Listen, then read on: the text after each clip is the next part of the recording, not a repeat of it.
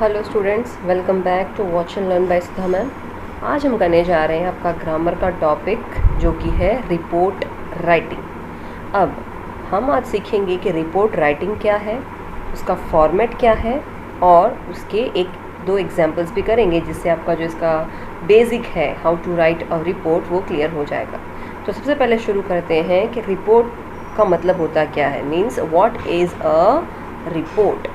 A report is an account of something that is seen, observed or done. Report क्या है? एक तरीके की जानकारी है या डिटेलिंग है किस चीज़ की, जो चीज़ें देखी गई है, महसूस की गई है या फिर उनके द्वारा करवाई गई है या की गई है। अब हम जानते हैं कि हम डेली न्यूज़ में जो रिपोर्टर्स होते हैं, जो जगह जगह इंसिडेंट प्लेसेस पे जा करके वहाँ की लाइव अपडेट्स देते रहते हैं कि घटना कब हुई, कैसी हुई, लोगों का वहाँ पे कितना जमावड़ा था वगैरह वगैरह। तो वही रिपोर्ट राइटिंग होता है। यहाँ पे भी सेम चीज़ें बताई जा रही है, जो चीज़ें देखी की गई हों या महसूस की गई हों या उनसे या फिर हुई हो वहाँ पर पर्टिकुलर जगह पर, तो उसे हम रिपोर्ट राइटिंग कहेंगे।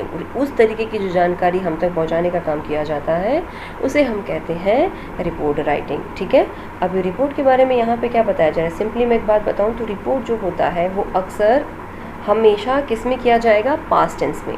यानी अगर आप कोई रिपोर्ट लिखने जा रहे हैं तो never use present tense. Present tense को ना यूज़ करके हमें इसे पास्ट टेंस में लिख करके देना पड़ेगा, क्योंकि आपने रिपोर्ट जब देखी थी, उसे महसूस किया, उसके बाद आपने आकर के उसको हम तक पहुंचाया। इसीलिए वो उसकी जो लिखने का जो तरीका होता है वो कैसा बताया गया है, यहाँ पे पास्ट में होना चाहिए। और फिर यहाँ पे क्या बताया जा रहा है कि रिपोर्ट अक्सर वही चीज़ें होती हैं जो ट्रू फैक्ट्स पे बेस्ड होती हैं, जो सच्चाई से जुड़ी हुई होती हैं, तो उसे हम कहते हैं रिपोर्ट। अब हम पढ़ेंगे कि इसका फॉर्मेट क्या है, means format of a report कैसे लिखा जाएगा। Broadly speaking, a report consists of the three main parts, namely the headline, the dateline and the body. अगर हम बहुत ज़्यादा वास्तविकता के साथ देखने जाएँ, ब्रॉड वे में देखने चाहें, तो रिपोर्ट तीन चीज़ों पे टिका हुआ है। उसके तीन मेन हिस्से देखने को मिलते हैं, जिसमें पहला आता है द हेडलाइन। हेडलाइंस मीन्स जहाँ पर आप पर्टिकुलर चीज़ों को स्पेसिफाई करेंगे, जिसे हम टाइटल भी कह सकते हैं। उसके बाद आती है डेट लाइन, किस तारीख पे हुआ था, एंड द बॉडी। बॉडी में सारा पार्ट आ जाएगा, मीन्स आपका जो मेन पैरा है वो सब बॉडी के अंदर आ जाएगा। अब बात करते हैं हेडलाइन के बारे में। पहला part, the headline is the part that catches the attention of the reader. It must therefore be brief but catchy and must appeal to the interest of the reader. It must not contain any articles a and the. It must be in the present tense. अब यहाँ पे क्या बताया जा रहा है, ये जो हेडलाइन है, ये हेडलाइन कैसी होनी चाहिए, पढ़ने वाले का जो अटेंशन है वो खींच सके, ऐसा होना चाहिए। और इसीलिए वो डिटेल में होना चाहिए, ब्रीफ में होना चाहिए, लोग उसको समझ सकें, ऐसी लैंग्वेज का इस्तेमाल करना चाहिए और कहीं ना कहीं रीडर का जो इंटरेस्ट है वो अपनी तरफ आकर्षित कर सके। इसके अंदर हम किसी भी तरीके के आर्टिकल्स को यूज़ नहीं करते हैं। जब हम हेडलाइन लिखते हैं तो हेडलाइन जो है वो प्रेजेंट टेंस में लिखी जाती है। अब बात करते हैं डेटलाइन के बारे में। It must contain the city, town और village from which the report is made. It must be followed by the date. अब यहाँ पे क्या बताया जा रहा है, डेटलाइन जो कि सेकेंड पार्ट माना जाता है रिपोर्ट राइटिंग का, उसके अंदर शहर का नाम या जो भी कस्बा है या जो भी गांव है जहाँ से भी ये रिपोर्ट को बनाया गया है वो वहाँ पे स्पेसिफाई करना पड़ेगा डेट के साथ। आप साल को ओमिट कर सकते हो, इट्स अप टू यू, आप साल चाहें तो अवॉइड कर सकते हैं। Then comes the body. अब मेन हिस्से के बारे में बात करने जा रहे हैं। It may be divided into paragraphs according to the content of the report. Report कितनी है उसके बेसिस पे हम पैरा में डिवाइड कर सकते हैं। Generally report writings in between 150 words to 200 words के बीच में ही होना चाहिए। However the introductory paragraph must be the expansion of the headline. अब आप जब भी रिपोर्ट की डिटेलिंग शुरू करते हैं तो जो इंट्रोडक्शन पार्ट होता है वो हेडलाइन से थोड़ा बड़ा हम कर सकते हैं। The intro, as it is generally called, must answer the questions like where, when, what, how and with what results. Intro में हम जनरली कुछ क्वेश्चंस पूछने की कोशिश करते हैं। जब भी हम रिपोर्ट में चीज़ों को ऐड कर रहे होते हैं तो हमें ये बताना पड़ता है कि कहाँ, क्यों, कैसे, कब, किसके साथ वगैरह वगैरह। जो भी क्वेश्चंस हैं वो सब हमें स्पेसिफाई करना पड़ेगा। क्यों हुई ये घटना, कैसे हुई, किसने की, कब हुई, कैसे हुई, ये सारी चीज़ें हमें वहाँ पे लिखना पड़ता है रिपोर्ट में। It must present the crux of the matter suggested by the headline. यहाँ पे क्या बताया जा रहा है, यहाँ पे हमें इसका जो भी हेडलाइन है, जो मेन हमारा इंट्रो पार्ट है, वो क्या बताया जा रहा है, उससे रिलेटेड होना चाहिए। क्रक्स का मतलब यहाँ पे बताया जा रहा है जो रीजंस हैं, जो जड़ें हैं, जो रूट्स हैं, जिस भी सिचुएशन पे ये रिपोर्ट बनाई गई है उसकी जड़ों तक ये हेडलाइन जो है वो जुड़ी हुई होनी चाहिए। The remaining paragraphs are generally in order of descending importance. बाकी का जो पैराग्राफ होता है वो डिपेंड करता है कि कैसे रिपोर्ट की जो ज़रूरतें हैं उसे पूरा किया जाए। तो यहाँ पे अगर हम फॉर्मेट के बारे में बात करें तो हमने ये देखा कि इसमें 3 पार्ट मेन देखने को मिलता है, the headline, the date line and the body. ठीक है, अब ये रिपोर्ट किस पे लिखी जाती है या फिर रिपोर्ट कहाँ कहाँ लिखी जाती है, तो हम जानते हैं न्यूज़पेपर्स ले लो, स्कूल की जो मैगज़ीन्स होती हैं वो ले लो, या फिर जो नॉर्मल मैगज़ीन्स होती हैं, इन सभी जगहों पर रिपोर्ट का इस्तेमाल किया जाता है। अब रिपोर्ट राइटिंग के लिए किन किन मुख्य मुद्दों के बारे में हमें पता होना चाहिए, कौन कौन सी चीज़ें हैं जो रिपोर्ट राइटिंग में अगर आप ऐड करेंगे तो आपका रिपोर्ट राइटिंग बेस्ट निकल के आएगा। तो सबसे पहला आ रहा है arrange the ideas and the facts in chronological order.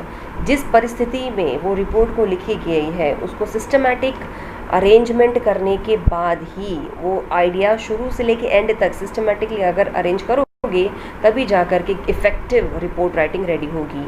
Make an outline of the report. Report लिखने से पहले आप उसका एक आउटलाइन बना लो, किन किन चीज़ों पे कैसे कैसे आपको रिपोर्ट्स लिखनी है। Maintain logical linkage of ideas and the information. आप जो भी आइडियाज़ या फिर इंफॉर्मेशन उस रिपोर्ट में डालने वाले हैं उसका कोई तथ्य निकलना चाहिए जो एक दूसरे से जुड़े हुए हों।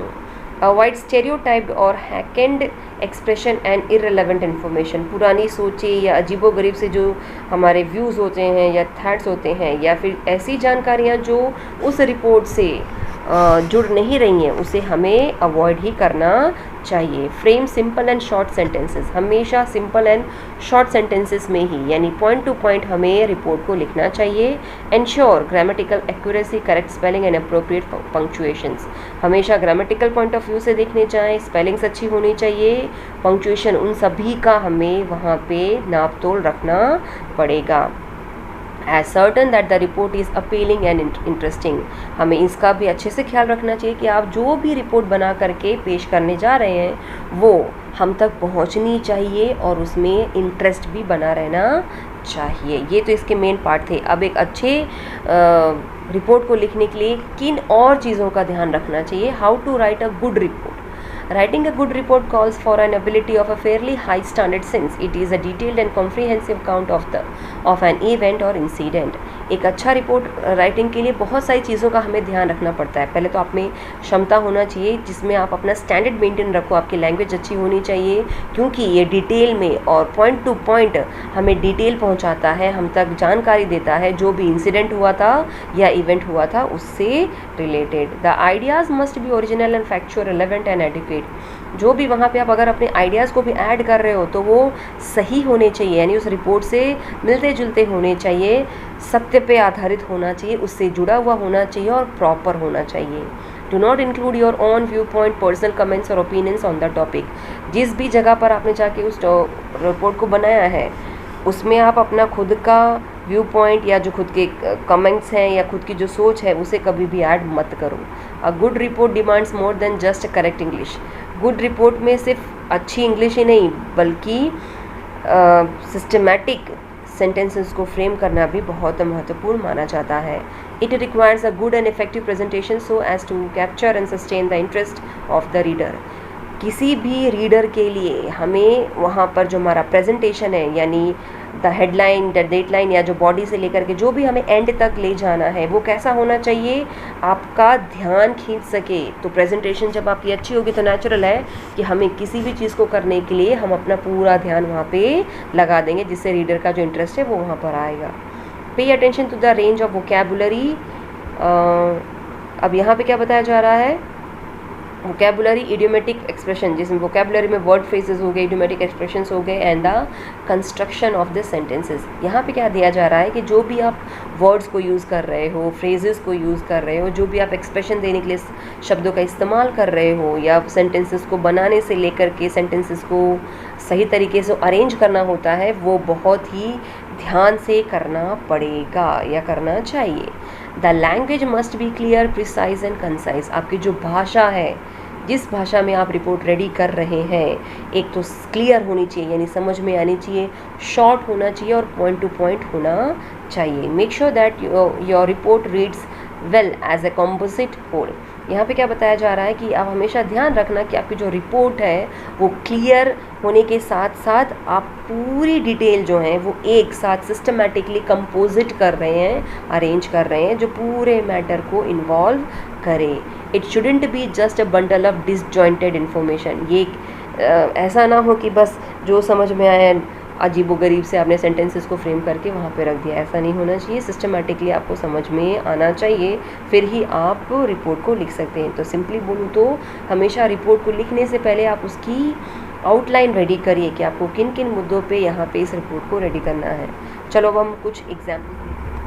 So let's have the example of report writing. Your school science exhibition was inaugurated by a local dignitary. Write a report of it in about 20 lines to be put on the school notice board.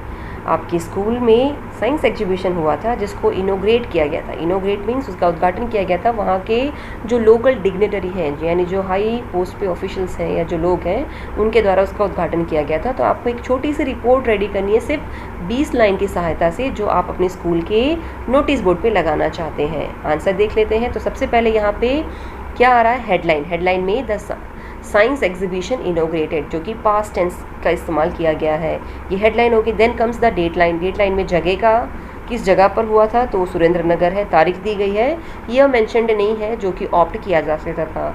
अब बात करेंगे हम body line की, body की, main body की। तो देख लेते हैं। Sri Seema, the ex-principal of our school, Holy Cross Convent, Surendranagar, inaugurated the science exhibition yesterday. The exhibition organized by the students will be held in the school grounds from the 10th to 15th of this month. अब यहाँ पे क्या बताया जा रहा है, सीमा जी जो कि हमारे स्कूल की एक्स प्रिंसिपल थी, स्कूल का नाम यहाँ पे लिखा गया है हॉली क्रॉस कॉन्वेंट सुरेंद्रनगर, उन्होंने इस एग्जीबिशन को इनोग्रेट किया था पिछले दिन, यानी last day, yesterday means. Exhibition को बच्चों के लिए ऑर्गेनाइज्ड किया गया था, जो 10 से 15 के बीच में इस महीने पे स्कूल के ग्राउंड पे ऑर्गेनाइज किया गया था। The present head Shri Mary welcomed Shri Seema.